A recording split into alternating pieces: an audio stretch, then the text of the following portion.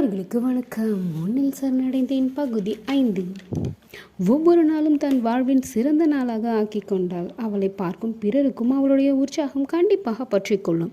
அவள் சொன்னது போலவே அந்த மசாலா பொடி விளம்பரம் எடுக்கப்பட்டு விளம்பரம் செய்ய அது ஒரு யூடியூபர் கண்ணில் பட அதை வைத்து நாங்களும் பேச்சுலர்ஸ் தான், இதை வச்சு சமைச்சு பார்க்கலாமே இன்றைக்கு என்று அவர் சமைத்து சாப்பிட்டு, நல்லா இருக்குங்க, ஸ்பைசின்னு காரத்தை அள்ளி கொட்டி வைக்காமல் நல்லா டேஸ்ட்டாக இருக்குது, நான் இதுக்கு கண்டிப்பாக 9 மார்க் கொடுப்பேன் என்றதோடு நில்லாமல் மற்ற மசாலாக்கும் அவர் தனித்தனி வீடியோ போட அதை பார்த்த மக்கள் வாங்கியும் பயன்படுத்த வியாபாரம் சூடு பிடித்தது. மசாலா கம்பெனி ஓனருக்கு மனம் கொள்ளா மகிழ்ச்சி அவருக்கு. இவர்கள் ஸ்டூடியோவிற்கே நேரில் அவர் வந்துவிட்டார்.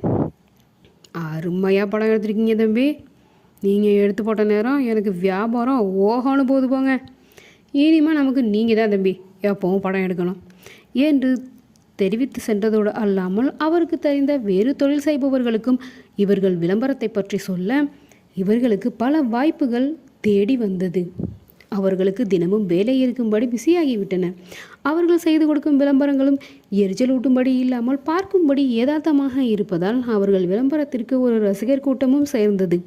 அவர்கள் வருமானம் கூட மகிழ்ச்சியில் ஆர்ப்பரித்தனர் அனைவரும். ஏனோதானோவென்று ஓடிய தொழில் இவள் வரவு தங்களை ஒரு படி இல்லை 2-3 படி மேலே உயர்த்திவிட்டதாக எண்ணினார்கள்.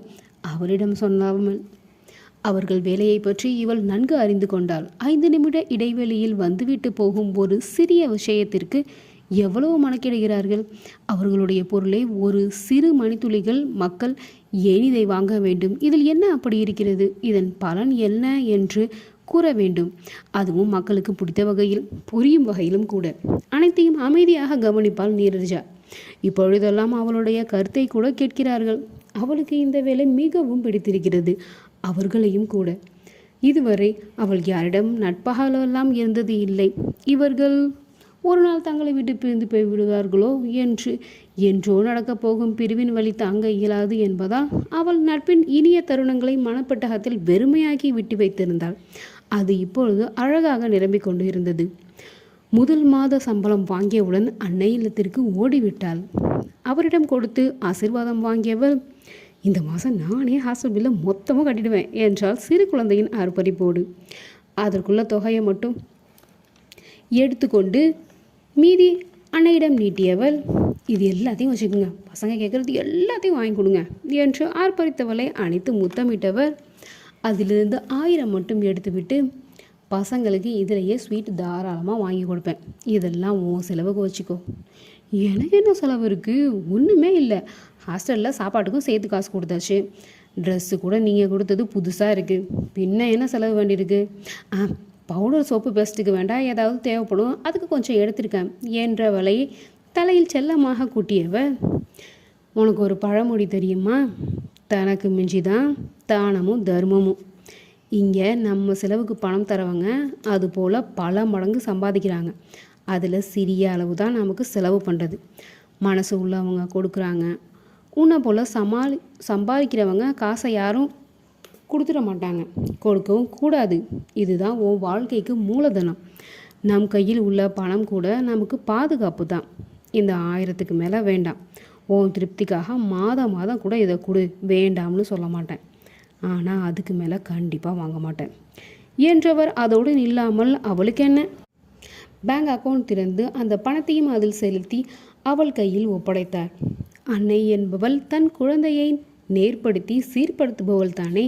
இப்பொழுது அன்னை தந்தை வளர்க்கும் பிள்ளைகளை தறிக்கட்டு போகும் காலத்தில் தன்னிடம் வரும் குழந்தைகள் அனைவரையும் சமுதாயத்தில் நல்ல பெயர் கிடைக்கும் அளவு தரமானவர்களாக இருக்கின்றனர். இங்கிருந்து சென்ற அனைவருமே இவர் அன்னை மட்டுமல்ல, ஆசான், தெய்வம் அனைத்துமே என மனதார நினைத்தாள் நீரஜா. என்ன பண்ணலாம்னு சொல்றீங்க, முருகேசனிடம் ஆதவ் கேட்க அவன் அருகே சென்றவர் தன் மொபைலை எடுத்து ஒரு விளம்பர படத்தை காட்டினார். வேற என்ன, அதுவே தான், இந்த மசாலா பாக்கெட் விளம்பரம் தான் சார், இப்போ ட்ரெண்டு வைரல்னு கூட சொல்லலாம், இவங்ககிட்டே நம்ம விளத்தையும் கொடுத்துடலாம் சார். அதை வாங்கி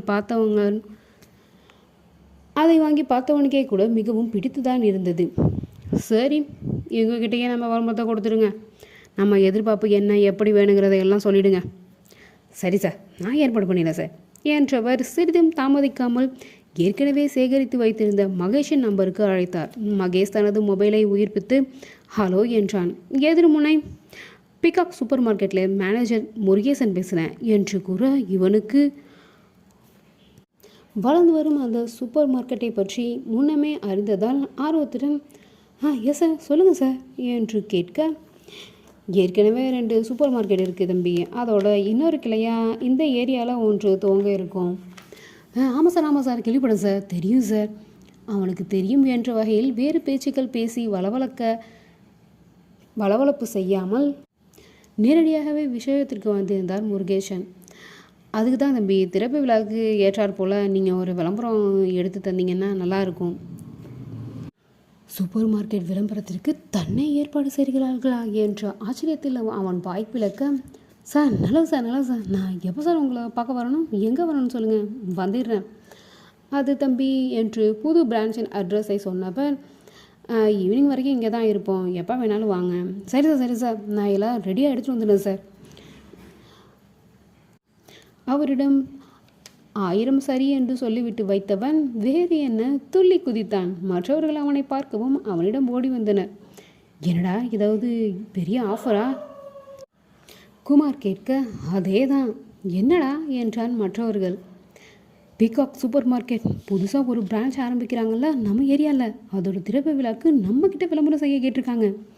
அதை கேட்ட மற்றவர்களும் ஹே என்று கத்த, ஹீ என்று பெயரவில் சிரித்த நீரஜா, இப்போ கிடைச்சிருக்கிறது என்ன பெரிய விஷயமா என்று கேட்க, அட காட்டுப்பூச்சி, உனக்கு என்னென்ன புரியலையா? இது ஒரு சூப்பர் மார்க்கெட் பெயரளவில், ஆனால் அங்கே எல்லாமே கிடைக்கும். எங்கள் வயது ஆள் தான் ஆரம்பம் செய்து அது 5 வருஷம்தான் ஆகுது. 3வது பிரான்ச் ஆரம்பிக்கிறார். நல்ல மூலகாரம்பா, பொருளும் தரம், விலையும் கம்மியான பட்ஜெட் போட்டு குடும்பம் நடத்துகிறவங்களுக்கு ஏற்ற வகையில் இருக்கும். செம்ம கல்லா கட்டிட்டார் மனுஷன், சும்மாவே 6 அடிச்சிட்டாரு. இப்போ விளம்பரம் வரேன்னா செஞ்சுரி தான். ஓ என்று தலையாட்டலோடு இவள் நிறுத்தி கொள்ள, எப்போ அப்பாயின்மெண்ட் கொடுத்துருக்காங்க? ஈவினிங்குள்ளே எப்போ வேணால் வாங்கன்னு சொல்லியிருக்காரு. ஒரு 1/2 hourல போய் பார்த்துட்டு வந்துடுறேனே. ஆமாம், உடனே பார்த்துட்டு ஏதாவது கோபப்பட்டு ஆர்டர் வேணான்னு சொல்லிட்டு போகிறாங்க.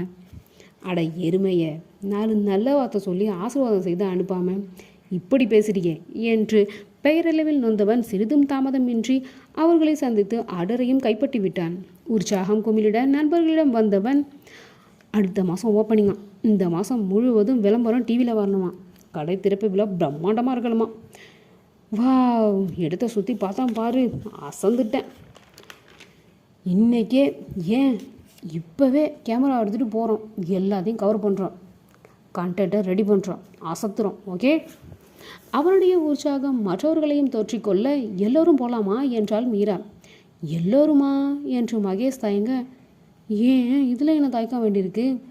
ஓப்பன் பண்ணிட்டா எல்லோரும் வருவாங்க போவாங்க, அதுக்கு தானே கடை இருக்குது.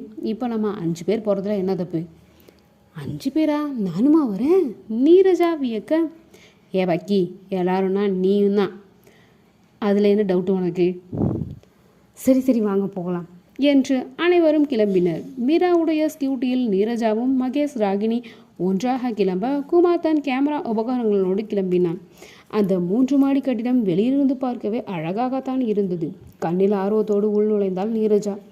ஒரு முறை குமார் அனைத்தையும் சுற்றி பார்த்துவிட்டு, சரி நான் ஏன் வேலையை பார்க்குறேன், நீங்கள் சுற்றி பார்த்துட்டு வாங்க என்று பெண்களிடம் கூற, முதலில் ஒன்றாக கிளம்பியவர்கள் பின் தனித்தனியாக பிரிந்தனர். மீரா பர்ஃப்யூம் செக்ஷன் ஒன்றில் சென்று ஒவ்வொன்றையும் பார்த்து பின் அதன் விலையை பார்த்து வாய்ப்பிழந்தாள். ராகினி சென்றது மேக்கப் உபகரணங்கள் பக்கம்.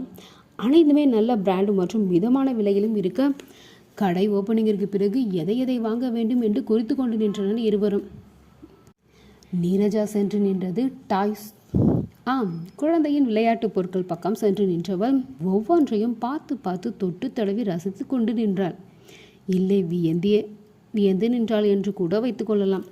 குழந்தைகள் விளையாட இவ்வளவு பொருட்கள் இருக்கிறதா? வகை வகையாக வண்ணமயமாக.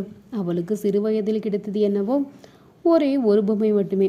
அதில் முடி போன்ற அமைப்பும் இருக்க, அதில் ஒற்றை ஜடை இரட்டை ஜடை என்று ஒவ்வொரு நாளும் ஒவ்வொன்றாக போட்டு அதை ரசித்து விளையாடுவதோடு சரி. அதற்கு மேல் வேறு எதுவும் அவளுக்கு கிடைத்ததில்லை.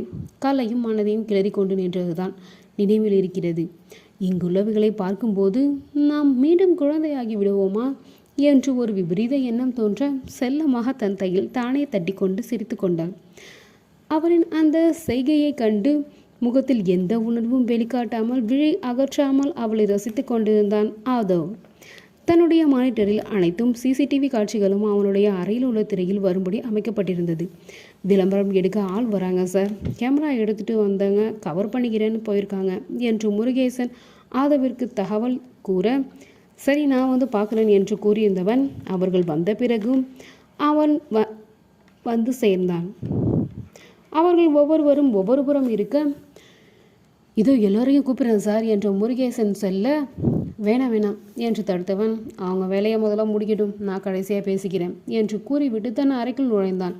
முதலில் அவர்கள் என்ன செய்கிறாள் என்பதை சிசிடிவியில் வழியாக ஒவ்வொருவரையும் பார்த்து கொண்டிருந்தவன் பெண்கள் பர்ஃப்யூம் மேக்கப் உபகரணங்கள் பக்கம் நிற்க, ஒருவள் மட்டும் விளையாட்டு பொருட்கள் பக்கம் நிற்பதை கண்டவன் அவளுக்கு தேவையில்லாத பக்கம் வந்துட்டா, இப்போ நகர்ந்திருவா என்று நினைத்து மேற்கொண்டு பராமரிப்பு வேலைகள் நடக்கும் இடத்தை பார்வையிட்டு விட்டு இருந்தவனை இவள் புறம் மீண்டும் வர, அவள் இன்னும் அந்த இடம் விட்டு ஆகலாமல் நிற்பதை கவனித்தவன் அவள் புறம் பார்வையை பதிக்க, பின் அவளை விட்டு பார்வையை நகர்த்த முடியாமல் பார்த்து கொண்டிருந்தான். சின்ன சைஸில் இருந்த காரையும் பைக்கையும் பார்த்தவன், நமக்கு பொம்மை கறி 20 ரூபா கொடுத்து வாங்கவே ஆள் இல்லை, இதில் உட்காந்து ஓட்டுற மாதிரிலாம் இருக்குது, எப்போ இந்த காலத்தில் இருக்கிற குழந்தைங்க கூட கொடுத்து வச்சவங்க தான் என்றவள் சுற்றிலும் முற்றிலும் யாராவது இருக்கிறார்களா என்று பார்வையை செலுத்த, ஏன் இவ இப்படி பார்க்குறா என்று அவளை கவனிக்க துவங்கினான். யாரும் இல்லை என்பதை உறுதி செய்தவளோ குடுகுடுவென்று ஓடி சென்று டெடிபேர் அடுக்கி வைத்துள்ள இடத்திற்கு சென்று அனைத்தையும் ஒவ்வொன்றாக கையில் எடுத்து அதை கையில் வைத்தபடி கன்னத்தில் வைத்தபடி கொஞ்சியபடி கிள்ளி பார்ப்பது போல் என்று விதவிதமான செல்ஃபிகளை எடுக்க துவங்கிவிட்டாள். அதை காணவும் அவனுக்கே சிரிப்பு வந்து விட்டது என்றால் ஆச்சரியமே. கல்குக்குள் கசிந்த ஈரம் போல. புன்னகை என்பது கூட இதழளவில் மட்டுமே. அது புன்னகைத்தானா என்று ஆராய்ச்சி செய்யும் அளவில் அது. அவளை மேலும் கவனிக்க துவங்கினான்.